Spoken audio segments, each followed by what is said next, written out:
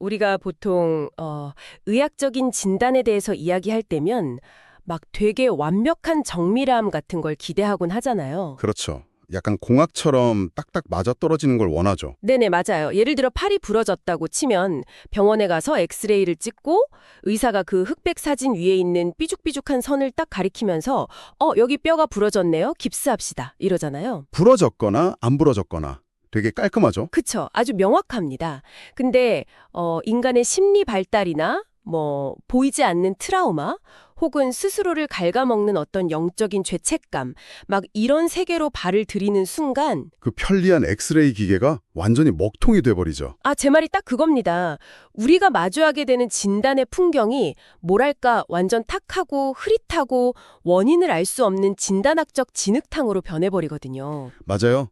그래서 오늘은 그 진흙탕 속에서 길을 잃고 스스로를 막 마비시켜버린 현대인들에게 던지는 아주 오래된 텍스트의 처방전을 살펴보려고 하는 거잖아요. 네, 맞습니다. 지금 이 방송을 듣고 계신 여러분 환영합니다. 오늘 저희가 파헤쳐볼 자료는 예염교회에서 2026년 3월 15일 주일 오전 예배에 선포된 설교문입니다. 네, 아주 흥미로운 자료죠. 설교 제목이 도피성, 대제사장, 예수이고요. 본문은 구약성경 민수기 35장 9절에서 34절입니다. 설교자는 조덕근 담임 목사님이시고요. 저희가 이런 종교적인 문헌이나 설교를 다룰 때 항상 접근 방식은 명확하잖아요.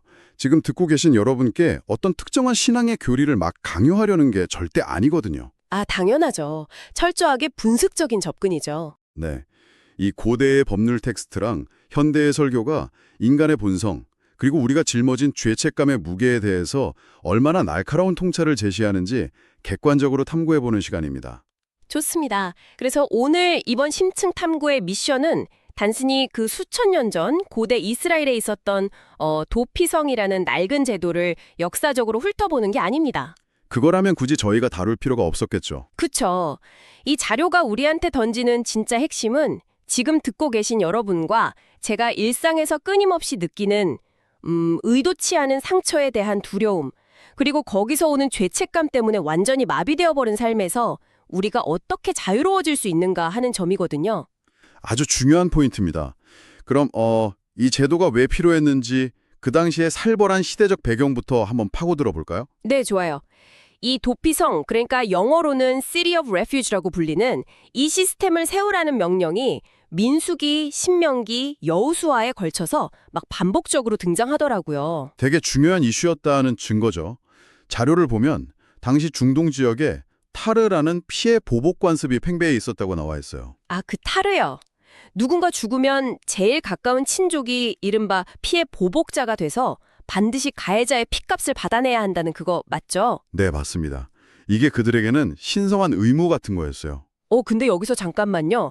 고의가 아닌 사고로 사람을 죽였는데도 왜 상대방 가족은 무조건 복수를 해야만 했던 거예요? 막 마피아 영화에 나오는 끝없는 피해 복수극 같은 건가요? 약간 그렇게 오해하기 쉬운데 개인적인 분노에 미쳐서 칼을 휘두르는 연쇄살인마 같은 개념은 아니거든요. 고대 사회에서는 지금 같은 중앙집권적 국가 권력이나 경찰이 없었잖아요. 11리에 신고할 수 있는 사회가 아니었죠, 참. 그렇죠. 이런 무법천지에서 질서를 유지하는 유일한 옥지력이 바로 공포와 균형이었습니다. 내 가족의 피를 흘리면 너희 가족도 죽는다는 철저한 규칙이 사회를 지탱했던 거죠. 생명이 하나 사라졌으니 상대방 생명도 사라져야 우주의 저울이 평형을 이룬다, 이런 거군요. 네. 고의성 여부와 상관없이 무조건 균형을 맞추는 게 중요했어요. 근데 제 생각에는요. 신이 직접 개입해서 법을 내려주는 상황이잖아요. 그럼 마땅히 앞으로 피해 복수는 전면 금지한다 이렇게 선언해야 하는 거 아닌가요? 현대인의 시각에서는 그렇게 생각할 수 있죠. 그니까요. 왜 굳이 도피성이라는 피난처를 만들어서 이 잔인한 보복 문화를 어느 정도 용인하는 반쪽짜리 해결책을 제시한 건지 저는 도무지 이해가 안 가더라고요. 그게 고대인들의 세계관을 무시하고 21세기의 인권 개념을 청동기 시대에 그대로 이식하려 하면 사회 시스템이 붕괴되기 때문이거든요. 하루아침에 복수는 불법이라고 해버리면 폭동이 일어날 테니까. 정답입니다. 억울하게 가족을 잃은 사람들의 분노가 통제 불능 상태가 됐을 거예요. 그래서 도피성은 맹목적인 복수 시스템 한가운데 박아놓은 아주 정교한 쐐기인 셈이죠. 쐐기요. 기존 시스템을 완전히 부수는 대신 그 안에 안전장치를 해킹하듯이 심어놓은 거네요. 맞아요. 복수할 권리를 박탈하지 않으면서도 살육의 고리를 강제로 끊어내는 획기적인 개입이었던 겁니다. 와, 그렇게 들으니까 진짜 대단한 거네요. 근데 제가 자료를 보니까 이 도피성에 들어가는 조건이 제가 예상했던 것보다 막 엄청 까다롭더라고요. 네, 아무나 다 받아주는 소도 같은 곳이 아니었거든요. 그쵸? 철 연장이나 사람을 죽일 만한 돌, 나무 이런 걸 사용한 사람, 그러니까 누가 봐도 의도적으로 살인한 사람은 엄격하게 배제되잖아요. 맞습니다. 그런 사람들은 도피성으로 도망치더라도 결국 끌려가서 사형을 받았어요. 오직 부지중에 살인한 자, 그러니까 정말 의도치 않은 사고사만 들어갈 수 있었다는 건데 네, 도피성은 범죄자들의 은신처가 아니라 철저한 법적 검증의 공간이었거든요. 도착했다고 끝나는 게 아니에요. 아, 그 배심원단 같은 거 앞에서 재판받는 거요? 네, 회중 앞에서 정식 재판을 거쳐야 했죠. 당시 상황, 도구, 원한 관계를 다 조사받고 고의가 없었음을 증명해야만 머물 자격을 얻었어요. 여기서부터 정말 흥미로워집니다. 지금 듣고 계신 여러분 한번 상상해 보세요.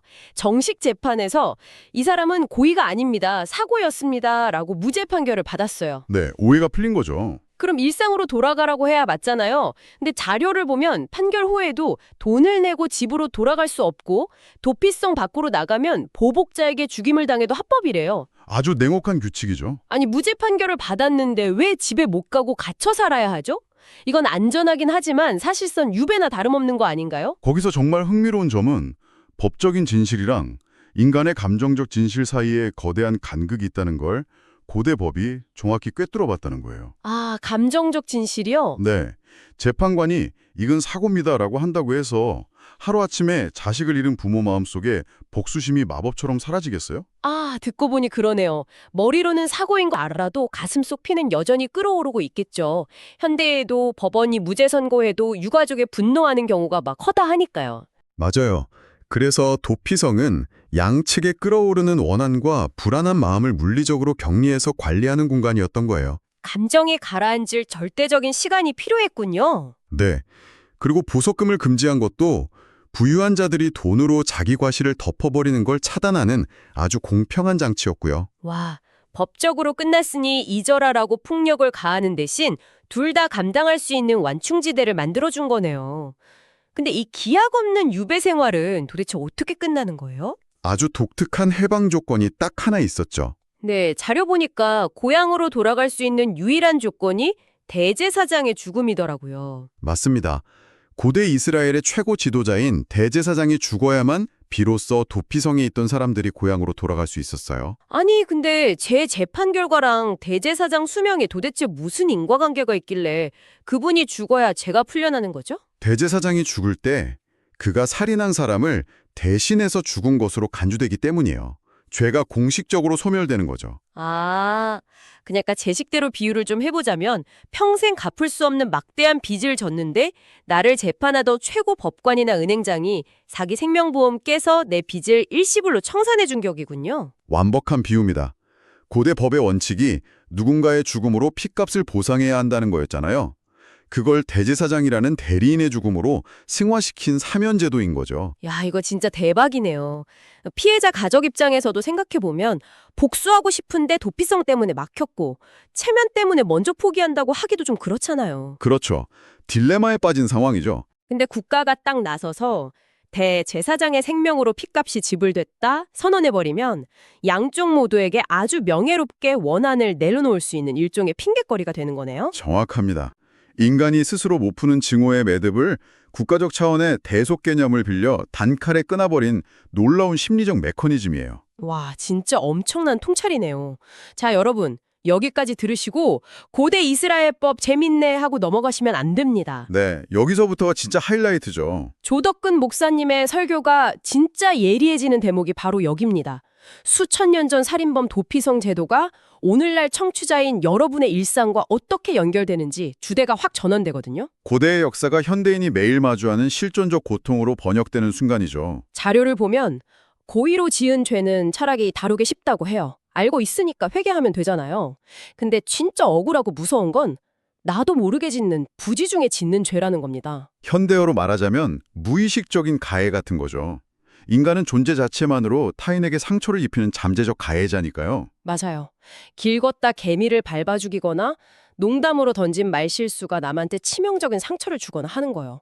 그럼 이게 도대체 무슨 의미일까요? 이걸 더 큰 그림과 연결해 보면 현대의 캔슬 컬처 같은 소셜미디어 환경을 떠올려 볼 수 있어요. 아, 무심코 쓴 글 하나 발각되면 사회적으로 완전 매장당하는 그거요? 네. 고대의 피해 보복자랑 똑같죠. 무의식적인 실수 하나도 치명적인 살인과 동일하게 취급받다 보니 결국 이런 죄도 사망과 연결된다는 딜레마가 생기는 거예요. 와, 진짜 소름 돋네요. 지금 듣고 계신 여러분, 상처 주지 않으려고 아예 입을 닫아버리거나 실수할까봐 인간관계 끊고 방 안에만 숨어본 적 있으신가요? 스스로를 통제하려다가 아이의 삶인 곰쳐버리는 거죠. 네, 자료에서는 이걸 마비된 존재라고 부르더라고요. 착하게 살려다가 생명력을 잃고 화석처럼 굳어버리는 비극 아닙니까? 맞아요. 완벽하게 죄를 짓지 않으려다 보면 결국 현실적인 생활 자체가 불가능해지는 현대인의 신경증적 강박을 아주 정확히 짚어낸 거죠. 너무 숨막히는 진단입니다. 그럼 우리는 이 마비 상태에서 도대체 어떻게 빠져나올 수 있죠? 여기서 앞서 말한 모든 퍼즐 조각이 하나로 맞춰집니다. 도피성, 대제사장의 죽음, 부지 중에 짓는 죄, 그리고 마비된 존재까지 전부 다요.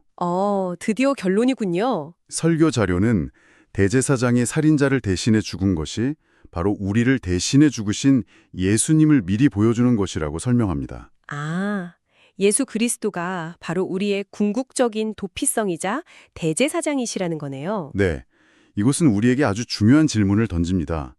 종교적인 의미를 넘어서 누군가가 이미 나의 필연적인 실수와 결함을 다 짊어졌다는 사실이 얼마나 거대한 해방감을 주는지 생각해 보세요. 완벽하지 않아도 괜찮다. 대가가 이미 치러졌다. 와, 이거 진짜 엄청난 위로네요.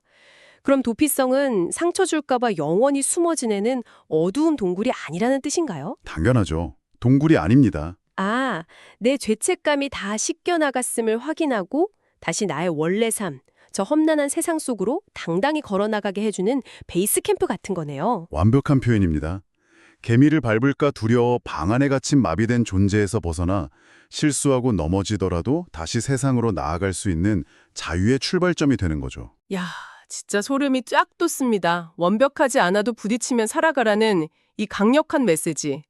여러분, 고대의 핏빛 복수관습에서 시작된 도피성 이야기가 이렇게 예수 그리스도를 통한 진정한 자유의 메시지로 연결되다니 놀랍지 않습니까? 고대의 텍스트가 현대의 완벽주의를 치료하는 가장 근원적인 처방전이 된 셈이죠. 맞습니다. 오늘 이야기를 통해 여러분 스스로에게 한번 질문해 보셨으면 합니다.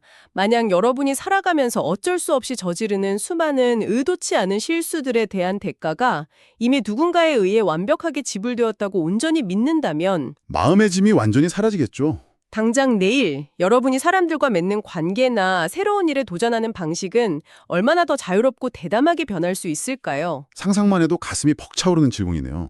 네, 오늘 여러분의 마음에 이 자유의 베이스 캠프가 하나씩 세워졌기를 바라면서 오늘 심층탐구는 여기서 밝고 활기차게 마무리하겠습니다. 함께해 주신 여러분 진심으로 감사합니다.